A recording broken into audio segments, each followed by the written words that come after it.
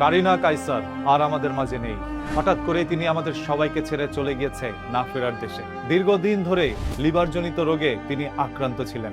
বাংলাদেশ থেকে উন্নত চিকিৎসার জন্য তাকে নেওয়া হয়েছে চেন্নাই একটি হসপিটালে। ওইখানে ফুসফুসে তাকে অ্যান্টিবায়োটিক দেওয়া হয়। এর পরবর্তীতে তার প্রেশার কমে আসে। সেই প্রেশার কন্ট্রোল করতে না পারার কারণে খুব দ্রুতই তিনি দুনিয়া ত্যাগ করেন। ডক্টররা সর্বোচ্চ চেষ্টা করার পরেও তাকে বাঁচাতে পারেনি।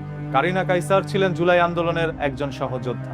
তার বাবা বাংলাদেশের সাবেক ফুটবলার। কারিনা কায়সারের বাবা তার জমি বিক্রি করে তাকে ভারতে নিয়ে গিয়েছে চিকিৎসা করার জন্য। তাদের সর্বোচ্চ চেষ্টা প্রয়োগ করা হয়েছিল, কিন্তু তাকে বাঁচাতে পারেনি তার বাবা। তার এই শেষ বিদায়ের বেলা বাবা সেই খবরটি গণমাধ্যমের কাছে পৌঁছে দেয় এবং এরপর থেকে সোশ্যাল মিডিয়ায় প্রায় প্রত্যেকটি মানুষই তাকে নিয়ে পোস্ট করতে থাকে। কারিনা কায়সার একজন সেলিব্রিটি ছিলেন। তিনি অনলাইনে একজন কন্টেন্ট ক্রিয়েটরই নয়, তিনি একজন অভিনেত্রীও ছিলেন বটে। এত সুন্দর লাইফস্টাইল থাকা একজন কারিনা কায়সারের কেনই মানুষের কাছে হাত পাততে হবে, শুধু এই প্রশ্নই প্রত্যেকটি মানুষের। অনেকেই দাবি করছে কারিনা কায়সার অস্বাস্থ্য পরিবেশে অস্বাস্থ্য খাবার খাওয়ার কারণে তার লিভার নষ্ট হয়ে যায় এবং এক পর্যায়ে তার ভাই তাকে লিভার দেওয়ার জন্য প্রস্তুতি নেন। কারিনা কায়সারকে বাঁচানোর জন্য তার পুরো পরিবার যেরকম চেষ্টা করেছে, সেরকম ভাবে তার যারা ভক্তরা রয়েছিলেন তারাও চেষ্টা করেছে, তবে কেউ বাঁচাতে পারেনি।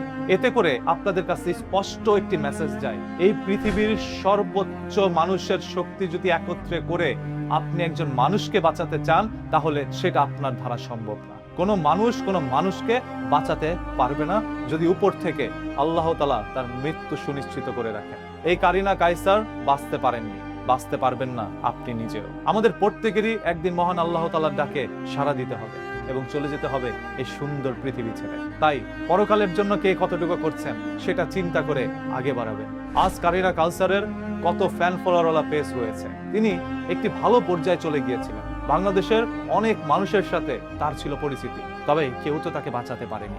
আজ সকল পরিচিতি রয়ে গিয়েছে পৃথিবীর মধ্যে। আখিরাতে যাওয়ার পর আল্লাহ তাআলাকে এখন দিতে হবে তার নতুন করে হিসেব। কি করেছেন তিনি পৃথিবীতে, সব হিসেব আজ কড়াই গন্ডায় বুঝে নেওয়া হবে। সেরকম ভাবে আপনি আমি পৃথিবীতে থেকে কি করছি এটাও আমাদের হিসেব দিতে হবে। তাই শুধু দুনিয়ার জন্যই নয়, পরকালের জন্য কিছু করুন। কারিনা কায়সার আপুর জন্য সবাই অন্তরস্থল থেকে দোয়া করুন, যাতে করে মহান আল্লাহ তাআলা তাকে বেহেশত নসিব করেন এবং তার পরিবারকে ধৈর্য ধারণ করার তৌফিক দান করুন।